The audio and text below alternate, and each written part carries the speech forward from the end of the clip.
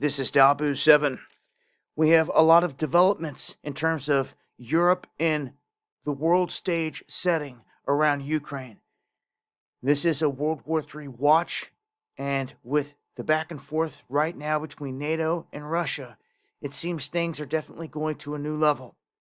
Russia sent into snap tactical nuclear drills here recently, as the Ukraine decides to go in and strike their over-the-horizon radar system, which, as I showed in another video, a colonel says was one of the stupidest things that you could ever do. Now, NATO is talking about opening up these corridors where they're going to send some 300,000 troops through these land corridors, mostly American soldiers, to the frontline positions. And they're going to do so through the avenues that you see here on the left. They can just pick one. They can start in one area and work their way down to Ukraine in any of these areas on any of these fronts.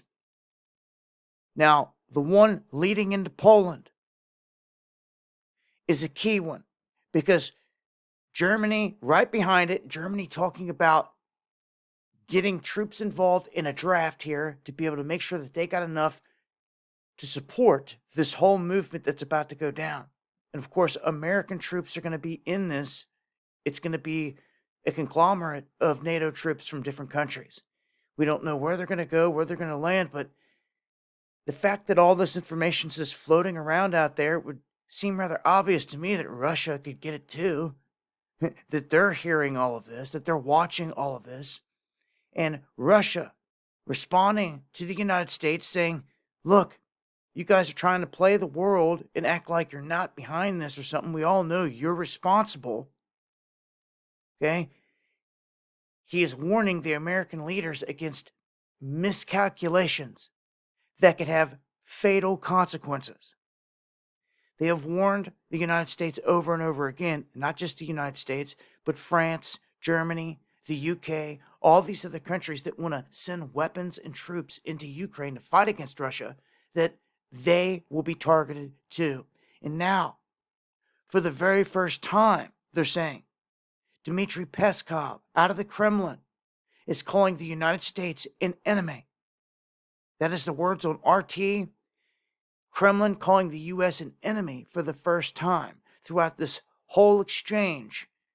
They've called us their opponent and aggressors and all these other words, but not the enemy officially. And that's where they've put it here at this point. And this has everything to do with this movement by NATO to try to send these troops through these corridors to the front lines. And like I said, Russia's seeing this and hearing this as well.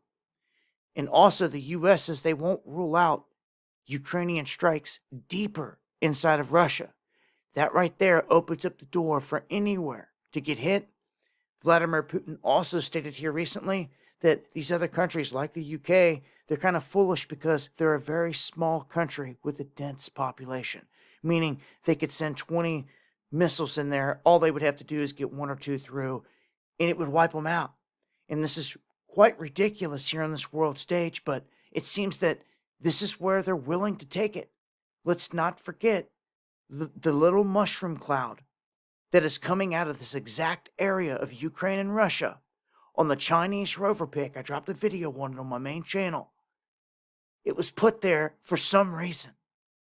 Out of nowhere, just in this big backdrop of Earth for the space rover, there's a mushroom cloud coming off the Earth. Why? Only some of us caught it.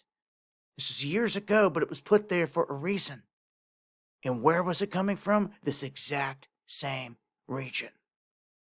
So a big time heads up here in terms of the escalation here on the world stage. I'm going to break this down further on the live streams. Going live Monday, Wednesday, and Friday, 9 p.m. Eastern. Make sure to join me, dive into this stuff, and a whole lot more. Hope to see you guys there. Much love.